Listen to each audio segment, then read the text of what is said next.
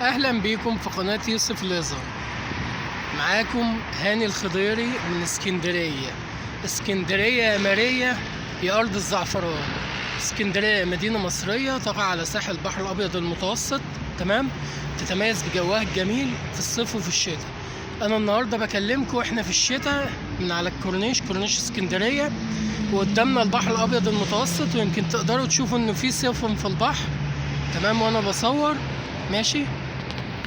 مدينة اسكندرية المدينة اللي بتختلط فيها الحضارات والثقافات، الحضارة المصرية القديمة مع الحضارة اليونانية مع الحضارة القبطية مع الحضارة العربية. تقدر تشوف كمية التنوع في الحضارات وكمية الجمال في اسكندرية، سواء كان كطقس أو كبحر أو كطبيعة أهلها الطيبين كرمة، تمام. لو انت حابب ان انت تيجي تزور اسكندرية، انا حبيت ان انا اصورها لك. انا دلوقتي على شارع الكورنيش، تمام.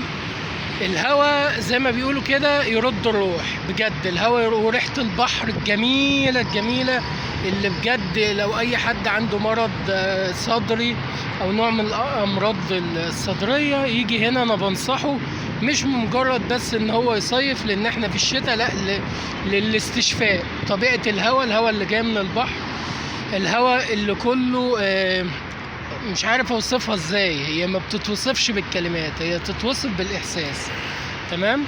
كان معكم هاني من اسكندرية. لا تنسوا الاشتراك في القناة والاعجاب